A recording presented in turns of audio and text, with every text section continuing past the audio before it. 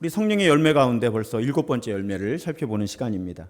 개역 개정에서는 또 개역 성경에서는 충성이라고 번역된 이 단어는 새 번역에서는 신실함 이렇게 번역이 되고요. 때로는 미쁘다 이렇게 번역이 됩니다. 저 어릴 때 정말 어려웠습니다. 미쁘다 이게 도대체 무슨 뜻인가?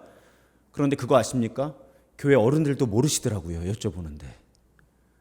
우리 참 모르는 말 많이 있고요. 성경에. 더 심각한 건 알려고도 하지 않는 경우가 너무 많죠. 저는 처음에 미쁘다가 이쁘다는 줄 알았어요. 아름답다는 뜻인 줄 알았습니다. 믿을만하다는 뜻이잖아요. 영어로 faithful하다고 합니다. 그래서 그냥 충성이라는 말보다는 요즘에 우리의 언어 감각으로는 신실하다라는 표현이 더 가까운 것 같아서 오늘 제목을 신실함으로 잡아보았습니다. 그러면 신실하다는 거 무슨 뜻입니까? 아까 이미 다 드러났어요. 믿을만하다는 겁니다.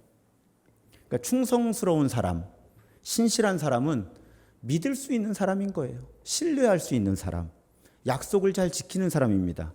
근데 한 가지 조건이 더 있어요.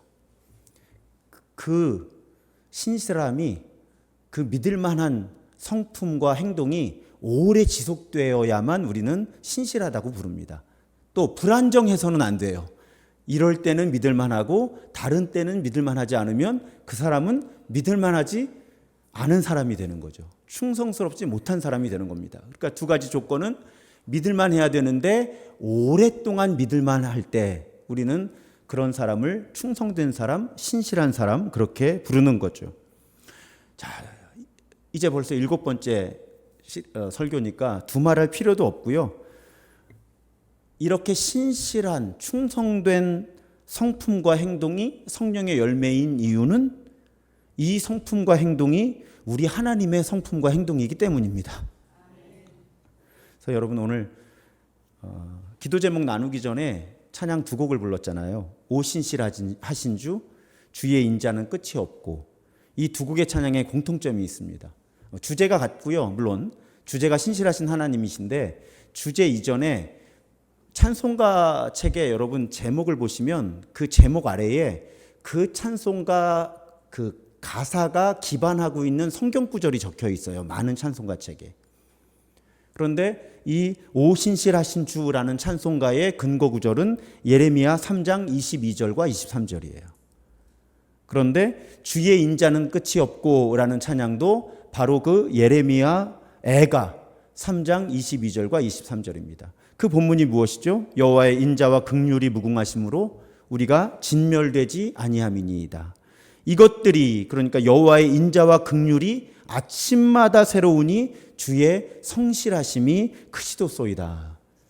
이 고백에서 오신실하신 주라는 찬송가의 가사가 만들어졌고 주의 인자는 끝이 없고라는 주의 인자는 끝이 없고라는 찬양은 거의 동일하죠. 이 성경 구절과. 근데 여러분 이 예레미야 애가가 하나님이 신실하시다라고 고백했던 이 상황이 어떤 상황인지 아시죠?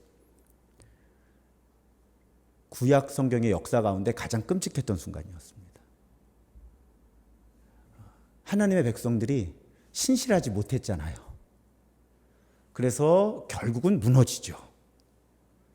하나님이 사실은 심판하셨다 하는데 하나님이 직접 심판하지 않으셔도 자기들이 알아서 무너지는 게 악의 속성이라고 말씀드렸고 하나님의 길을 떠나면 그냥 알아서 망합니다. 그 일이 이스라엘이라고 하는 하나님의 백성들의 역사 가운데 끔찍하게 일어났던 순간이에요. 그래서 아시는 것처럼 나라가 망하는 거죠. 거룩한 성 예루살렘이 무너지고 파괴되고 성전이 불타고 성전에 있던 귀한 하나님의 것들이 약탈당하고 사람들이 하나님의 백성들이 포로로 잡혀가는 그 와중에 선지자를 통해서 하나님은 신실하시다라고 고백하는 거예요. 신실하지 못했던 건 우리인데 그래도 하나님이 신실하시다. 그 최악의 상황 속에서 하나님은 신실하시다라는 고백이 사실은 그들이 붙들 수 있는 마지막 소망이었던 거죠. 그들이 붙들 수 있는. 신약에서도 우리 하나님은 신뢰할 수 있는 분이다. 뭐 두말하면 잔소리, 두말하면 입이 아플 정도로 반복됩니다. 본문 하나를 소개하면 고린도전서 1장 9절이죠. 너희를 불러 그의 아들 예수 그리스도 우리 주와 더불어 교제하게 하시는 하나님은 미쁘시도다. 이건 개역 개정인데도 미쁘시다고 번역을 했어요. 하나님은 믿을 수 있는 분이다. 신뢰할 수 있는 분이다.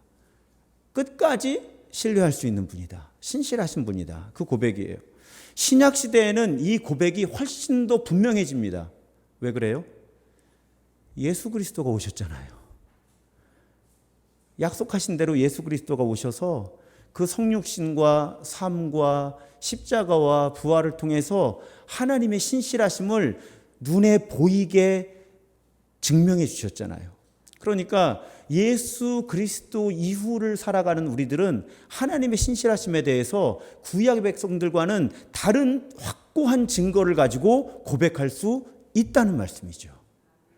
단지 이 앞에 십자가만 바라봐도 우리는 하나님은 신실하시다, 신실하시다 고백할 수 있다는 말씀이에요. 자, 이렇게 우리 하나님이 신실하시기 때문에 우리가 성령 충만한 사람일수록, 성령의 이끄심에 순종함으로 반응하는 사람일수록 우리는 신실한 사람, 한결같이 믿을 만한 사람이 된다는 거예요. 그래서 여러분 늘 요 대목에 이르면 우리 부담스러운 이야기 나누잖아요. 내가 누군가에게 또 하나님 앞에 신실한 사람이 아니라면 나는 성령의 사람이 아닌 거예요. 매우 분명합니다. 여러분 주변 분들이 여러분을 신뢰할 수 없다면 여러분은 그만큼 성령의 사람이 아닌 거예요. 저도 마찬가지예요. 만약에 우리 사랑하는 신도중앙의 가족들이 저를 신뢰할 수 없다면 저는 그만큼 성령의 사람이 아닌 겁니다. 우리 아무리 부담돼도 속이지 말자고요, 서로. 분명해요. 내가 믿을 만한 사람이 되어야 되는 거예요. 한결같은 사람이어야 하는 거예요. 내가 성령의 사람이라면. 그래서 가끔 뭔가 교회에서 하나 결단하실 때 제가 가끔 물어볼 때가 있죠. 정말 신중하게 분별하고 기도하신 겁니까? 그럼 그렇다 그래요. 우리 교회 와서는 아직 그런 일이 없는데 3개월도 못 가서 찾아오죠. 기도하는데 하나님이 내려놓으라 그러신다고. 그럼 저는 그런 경우는 분명하게 도전을 합니다. 그럼 먼저 번에 분별한 것이 잘못되었든지 지금 잘못 분별하고 있든지 둘 중에 하나잖아요. 그래서 여러분 저는 성령의 여러 가지 열매 다 중요하고 사랑이 그 중에 가장 으뜸되는 건 분명한데 사람마다 좀 이게 강조점이 다르잖아요. 저는 사실은 교회 공동체 안에서의 신실함이라는 기준을 굉장히 중요하게 생각하는 사람이에요. 내가 하고 싶을 때 하고 하기 싫을 때 하지 않는 건 초등학교 아이들도 합니다. 우리가 성령의 사람이면 안정감이 있어야 되는 거예요. 기본적인 신뢰. 그래서 여러분 오늘 말씀의 첫 부분이지만 그냥 잘 생각하며 사셔야 돼요. 내가 주변 사람들에게 신뢰를 받을 만한 사람인가? 주변 사람들이 나를 믿을 만하다고 그렇게 생각하고 있을까? 겉으로 그런 얘기 해주겠어요? 내가 당신을 믿을 수가 없다고? 관계 나빠질까 봐 차마 그런 이야기 할 수 없죠. 자기가 자신을 잘 분별하지 않으면 안 되는 거죠. 어른이라면, 어른 그리스도인이라면. 자, 그래서 성령의 사람이면 성령이 그리스도의 영이고 하나님의 영이시니까 신실해진다. 그러니까 예수 그리스도께서는 당연히 우리 그리스도인들에게 충성을 기대하실 수밖에 없잖아요. 그게 기본적 정체성인데 신실함을 기대하시는 거예요. 가장 대표적인 비유가 마태복음 25장의 그 유명한 달란트의 비유인 거죠.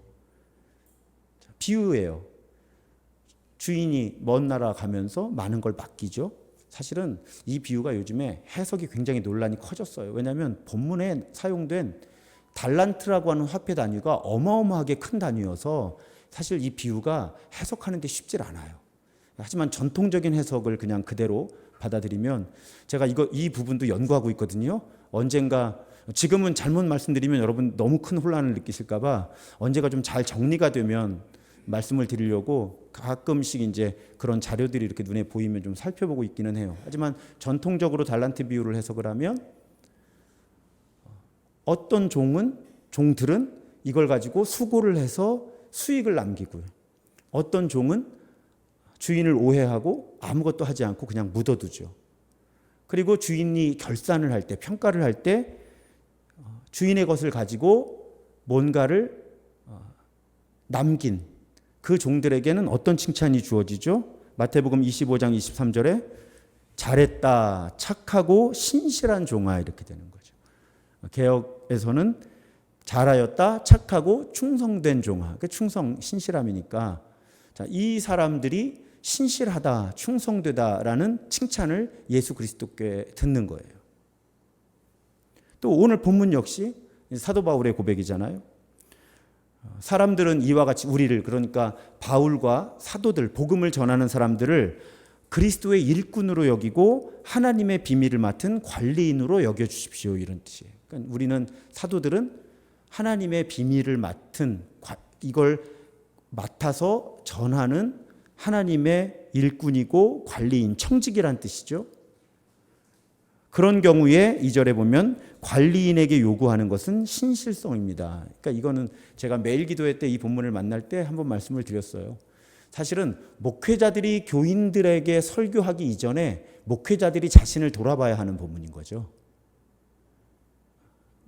사도들이 복음을 전달하는 역할을 오늘날 사실은 여러 성도들보다 목회자들이 더 많이 감당해야 되잖아요. 그러니까 사실은 이 본문은 목회자들이 교인들 보고 충성해라, 신실해야 된다라고 설교하기 이전에 본인이 하나님의 비밀을 맡은 청지기로서, 일꾼으로서, 관리인으로서 신실한가를 물어보게 하는 질문이에요, 사실은.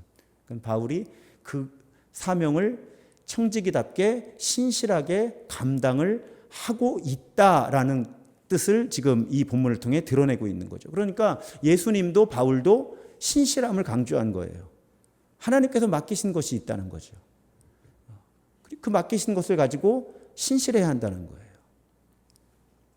그런데 우리가 그렇게 신실하게 충성되게 사명을 감당해야 하는데 그 결론을 모르는 분이 여기 어디 계시겠어요? 근데 저는 오늘 신실함에 대한 여러 측면 가운데 아주 본질적인 것 한 가지만 다루려고 합니다. 한 주제만. 그것이 무엇인가 하면 충성의 대상에 대한 문제예요. 충성의 대상. 여러분, 사실은 너무 쉬운 문제예요. 이거는 이야기를 하는 게 이상하죠. 우리 그리스도인들에게 충성의 대상은 하나님이시죠.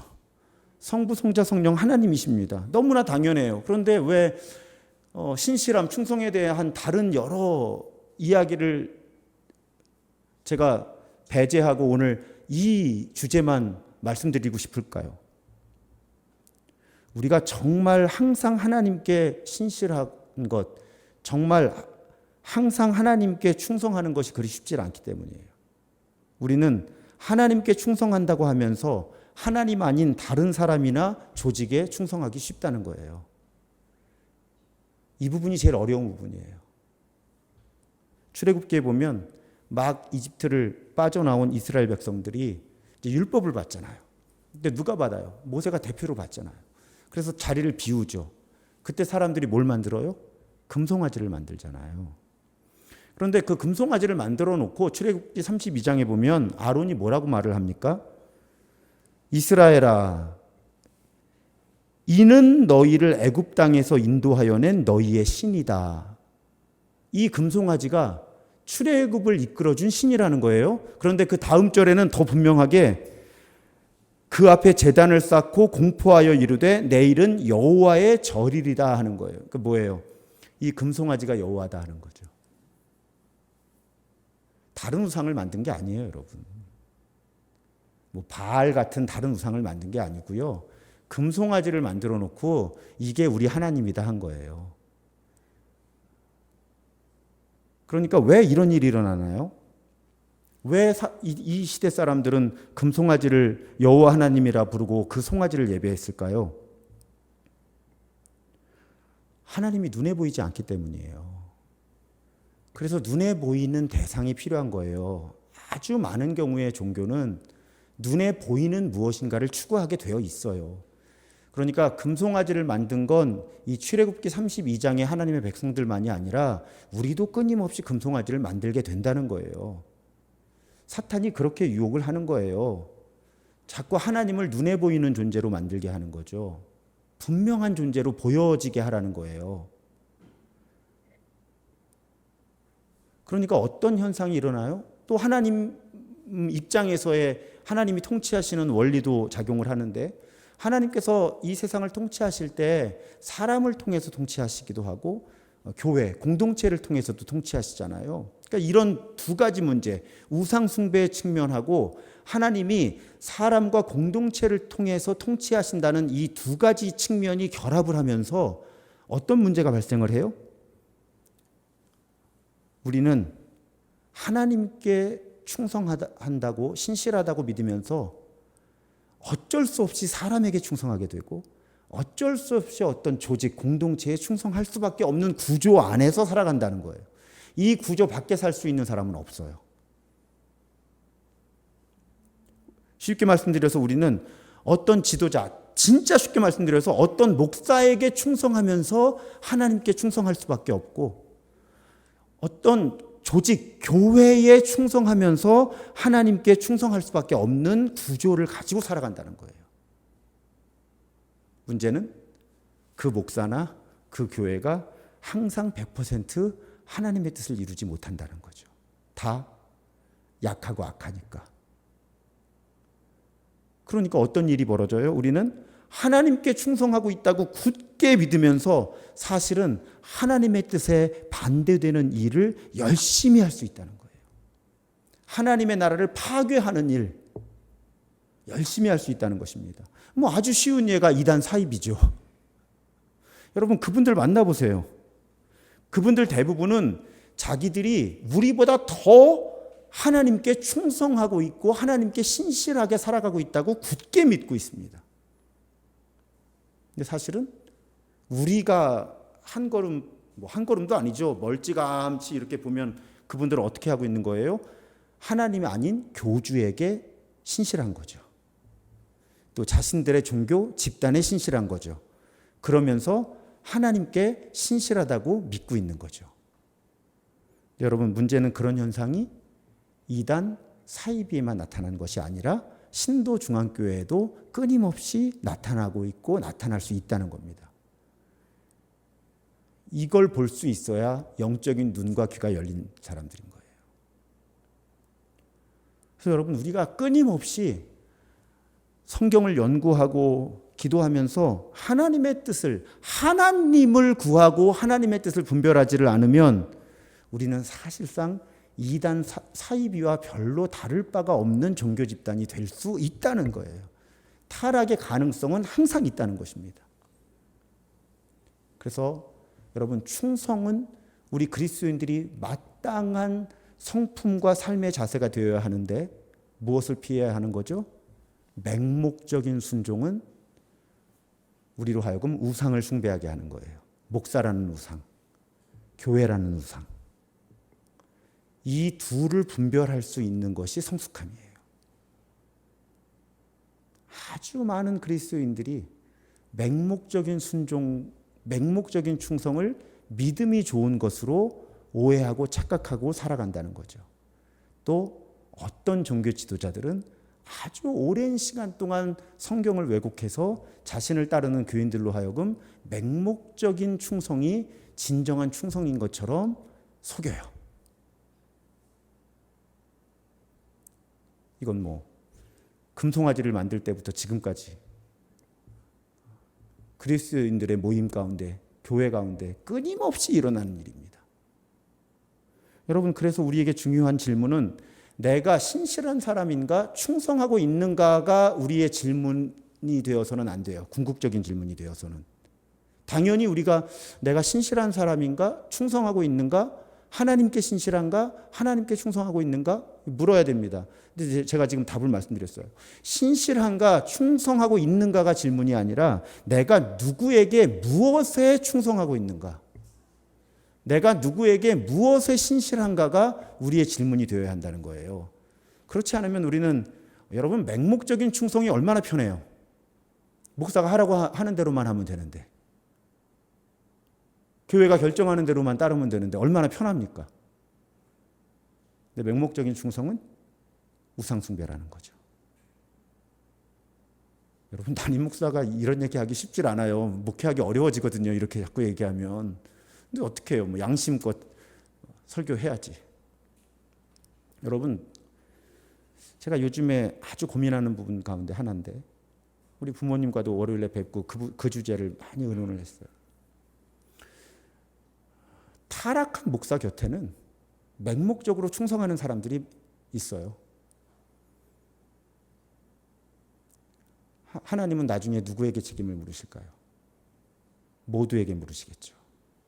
어쩌면 사실은 맹목적으로 충성하는 사람들 때문에 타락한 종교 지도자가 나오는 거죠. 사실은 논리적으로 따져보면. 그렇잖아요. 어떤 목회자가 자기 하고 싶은 대로 마음대로 하는데 그걸 맹목적으로 충성해 주는 사람들이 있으니까 그렇게 목회할 수 있는 거잖아요. 이 대목에 이르면 이제 목사가 아니신 우리 부모님들은, 어머니 아버지는 난감한 거죠. 그럼 어떡하냐. 아닌 거 아니라 그러면 미움받고 교회 떠나야 되는데. 근데 여러분, 목사인 아들은 원론적으로 말씀드릴 수밖에 없어요. 교회를 떠나는 지경이 돼도 아닌 건 아닌 거죠.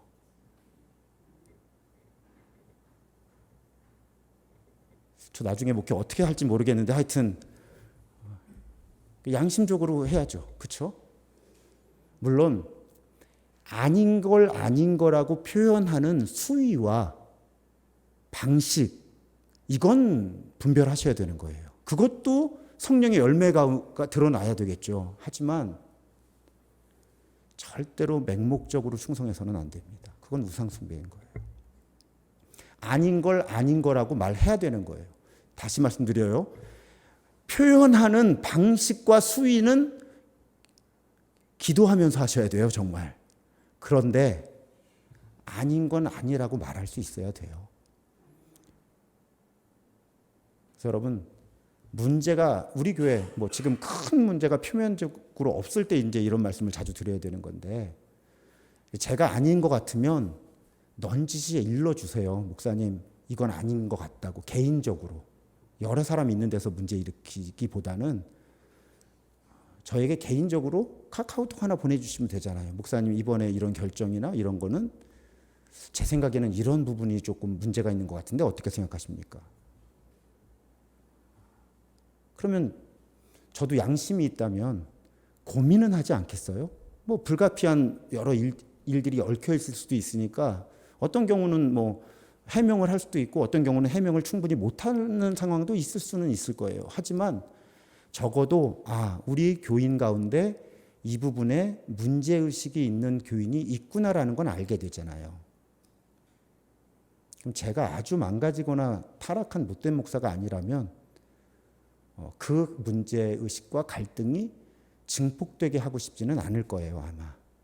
그러면 다음번에 어떤 결정을 내릴 때 신중하게 하나님의 뜻을 더 구하겠죠. 혹은 교회 안에서 더 소통을 하려고 할 거예요.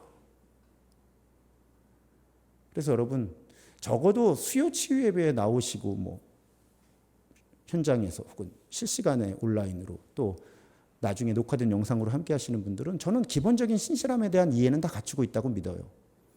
그래서 저의 걱정은 신실하지 않은 걸 걱정하는 게 아니라 잘못된 신실함과 잘못된 충성, 이게 오히려 더 염려가 되어서 오늘 이 주제 하나만 말씀을 드리는 거죠. 여러분, 이런 일이 아주 쉽게 일어납니다. 언젠가도 설교 시간에 말씀을 드렸어요. 우리 역사 가운데, 인류의 역사 가운데 일어났던 가장 악한 일 상징적으로 대표하는 장소를 하나 정한다면 아우슈비츠 수용소예요. 수많은 유대인들이 단지 유대인이라는 이유만으로 죽였잖아요. 여러분, 제가 한번 설교 시간에 이 이야기를 나누면서 왜 총으로 안 죽이고 가스로 죽였는지 설명드렸죠. 옷 재활용하려고. 옷. 총으로 죽이면 옷에 구멍 나고 피가 묻으니까 옷을 재사용할 수가 없잖아요. 가스로 죽이면 그것도 어떤 상태에서 가스를 뿌렸죠? 샤워실. 옷 다 벗어놓고 들어가잖아요.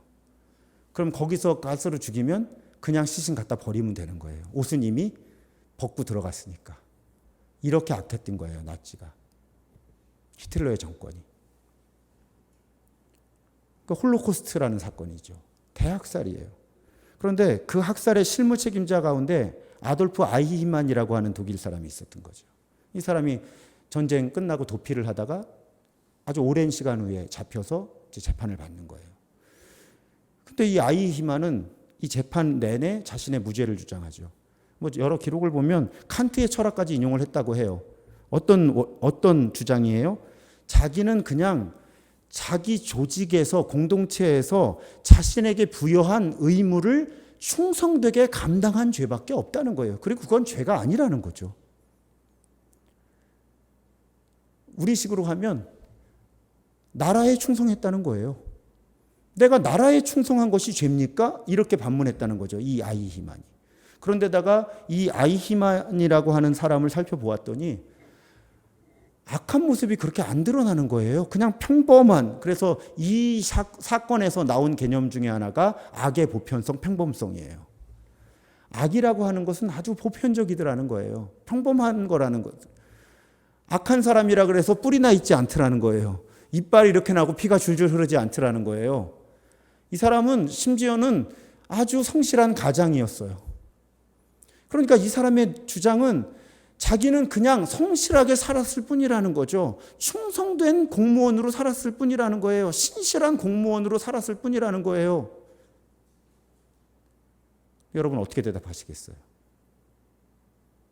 사실 우리나라도 멀리 갈 것도 없고 근대사 가운데 이런 일들이 있잖아요. 국가 권력의 공무원으로서 군인으로서 민간인들을 학살할 수밖에 없었던 그런 사람들의 문제 우리나라 가지고 있죠, 여전히. 그런데 이제 이 사건하고 연관돼서 유명해진 분 중에 하나가 한나 아렌트라고 하는 이제 독일 출신의 정치 철학가인데, 이제 이분이 예루살렘의 아이히만이라는 저작을 내면서 이 아이히만의 문제를 어떻게 정리를 하는가 하면, 아이히만의 죄가 있는데 그 죄가 무엇인가 하면 생각 없이 산 죄라는 거예요. 생각 없음의 죄. 제가 우리 교회에서도 가끔 이 개념을 가지고 성경 공부 시간에 말씀을 드리죠. 생각이 없이 사는 게 죄라는 거예요. 이 한나 아렌트의 주장이 뭐예요? 그러니까 내가 지금 성실하게 산다 할 때 그래도 내가 지금 하고 있는 일이 무엇인지, 이 일을 통해 어떤 일들이 지금 일어나고 있는지, 또 이 일이 다른 사람의 관점에서 어떤 모습인지를 비판적으로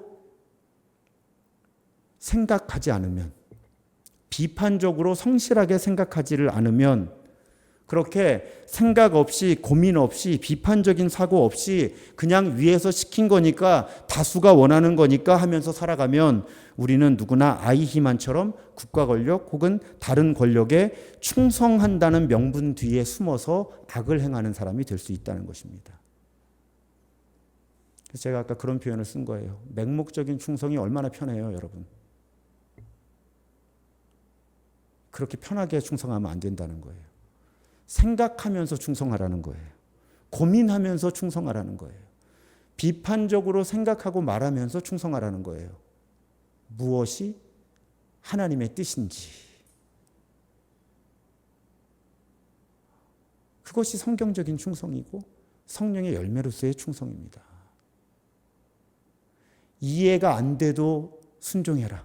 이해가 안 돼도 충성해라. 저 그런 설교 무지하게 들으면서 오늘에 이르렀어요. 저는 그렇게 교인들에게 가르치고 싶지 않습니다. 여러분들은 의심하면서 충성하십시오. 질문하면서 충성하십시오. 기도하면서 충성하십시오. 그래야 성령의 열매로서의 충성이 이루어지는 거예요. 여러분, 교회 역사를 보면요, 자신들이 하나님께 충성한다고 굳게 믿었던 사람들이 얼마나 많은 사람들을 차별하고 착취하고 심지어는 학살까지 한 줄 아십니까? 여러분, 우리 조심해야 돼요.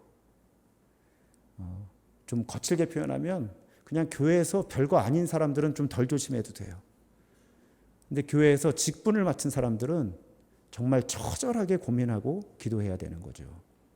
하나님의 이름으로, 하나님께 충성한다는 명분으로 얼마나 많은 구조악들에 충성하기가 쉬운지 몰라요. 역사가 오래 지나면 드러나는 문제들이죠. 다. 오늘날도 그래요. 담임 목회 시작하면서 아주 저를 혼란스럽게 하는 일들이 그런 거죠. 하나님께 충성한다, 교회에 도움이 된다라는 명분 가지고 여러 불법적인, 편법적인, 탈법적인 일들이 일어나는 거죠. 근데 그런 일을 다 외면할 수도 없는데 늘은 아니지만 자주 이제 그런 고민을 하는 거죠. 이거 얼마나 이런 관행들을 따라가 줘야 되는지, 안 따르면 이제 우리 교회가 왕따 교회가 되고 저는 왕따 목사가 될 텐데 도대체 어느 수위로 왕따를 당해야 되는 거지? 어느 수위로? 이제 그 고민이 저에게 늘 있는 거죠. 그래서 여러분, 나는 국가에 충성했을 뿐이다. 나는 교회에 혹은 목사님께 충성했을 뿐이다. 하나님 앞에서 그런 변명 안 통해요.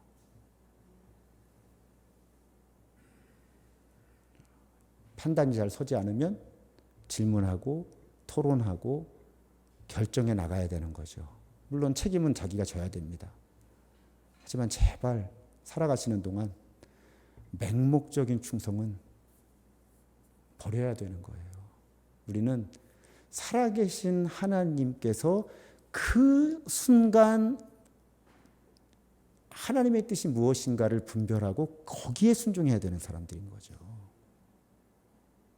그래서 영적으로 깨어 있어야 되는 거예요. 그래야 지금 이 일 가운데 드러나야만 하는 하나님의 뜻을 분별하고 그 뜻에 충성할 수 있게 되는 거니까. 그 뜻에 신실할 수 있게 되니까요. 그래서 여러분, 우리가 성령의 열매로서 충성된 삶, 신실한 삶을 살아가기 위해서 무엇보다 필요한 것은 분별력이에요. 분별력. 하나님께서는 왜, 무엇 때문에, 무엇을 나에게 맡기셨는가? 계속 물어야 하는 거예요. 하나님께. 왜? 무엇을 나에게 맡기셨습니까? 왜? 지금 2023년의 이 시점에서 왜 나를 여기 있게 하십니까? 나에게 이것을 주십니까? 계속 물어야 해요. 매일 물어야 합니다. 하루에 12번도 물어야 하는 거예요. 그렇게 분별한 하나님의 뜻에 신실해야 하는 거죠. 충성해야 하는 겁니다. 그리고 그런 충성, 그런 신실함이 이 세상에 하나님의 뜻을 이루게 하는 거예요. 프레드리 니체가 선악을 넘어서라는 책에 이런 글을 썼습니다. 지상과 천상을 통틀어 절대적인 사실은 한 방향으로의 오랜 순종이 있어야만 하며 그때에만 인생을 살만한 가치가 있게 해주는 결과가 있게 마련이고 또 언제나 그래왔다는 것이다. 그래서 니체의 주장은 한 방향으로 오래 순종하는 사람이 자기의 삶도 가치 있게 만들고 세상도 가치 있게 만든다는 거예요. 근데 이 표현, 이 니체의 표현, 근데 사실은 이 표현을 니체가 했다는 거는 한국 교인들이 잘 모르고요. 유진 피터슨이 이 표현을 자기 책 제목으로 삼아서 유명해졌어요.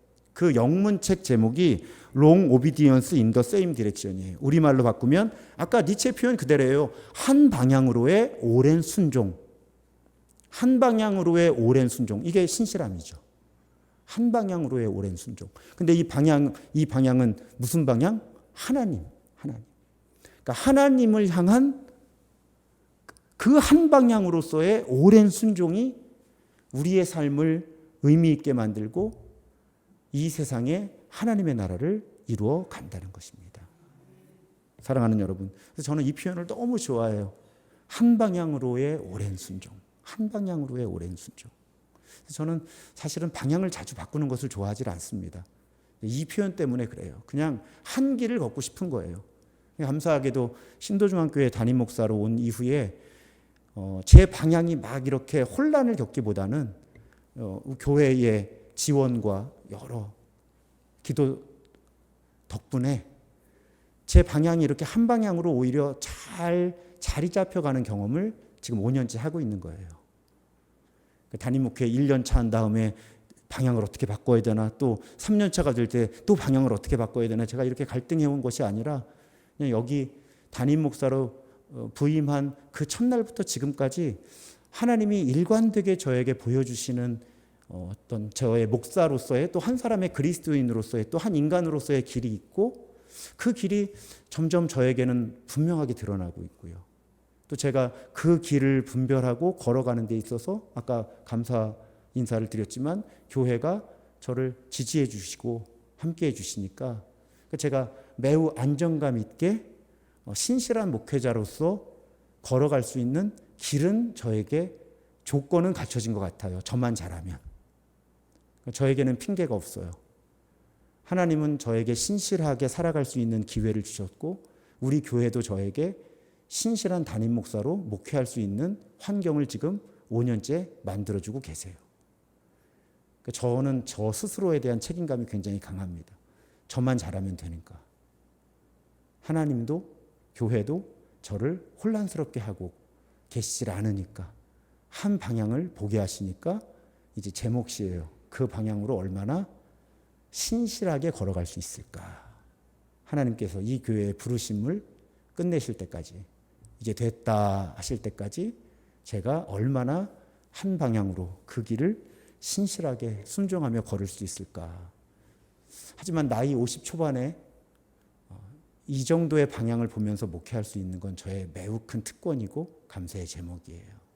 그래서 하나님이 아무에게나, 아무 목사에게나 주시는 은혜 선물이 아닌 걸 제가 너무너무 잘 알기 때문에 저도 최선을 다해서 신실하게 그 방향으로 걸어가려고 하는 거죠. 핑계가 별로 없어서. 제가 여기저기 기웃거리게 만들 만한 핑계가 우리 교회는 너무 없어요, 저한테. 그래서 그냥 한 방향만 보면서 우직하게 갈 수밖에 없어요. 그런 저의 상황이 너무 큰 은혜예요. 그리고 그런 저의 선택이 우리 교회에도 하나님의 은혜였으면 좋겠어요. 그게 저의 기도 제목인 거죠. 사랑하는 여러분, 우리가 성령 충만할수록 우리는 한 방향, 하나님께서 이끄시는 바로 그 방향으로 오랫동안 순종하며 살아가는 사람이 되는 거죠. 그렇게 성령의 이끄심에 따라 하나님과 사람 앞에서 모두 믿을 만한 사람으로 살아가시기를, 그렇게 끝까지 신실한 삶의 길을 걸어서 여러분, 우리 모두 이 땅에서의 삶을 마치는 때가 올 텐데, 우리 그때 하나님 앞에서 잘하였다 착하고 충성된 종아, 잘하였다 착하고 신실한 사람아, 우리 그런 평가 받았으면 좋겠습니다. 그렇게 한 방향으로 신실하게 걸어가는 우리의 삶의 길이 되기를 다시 한번 주님의 이름으로 축복합니다.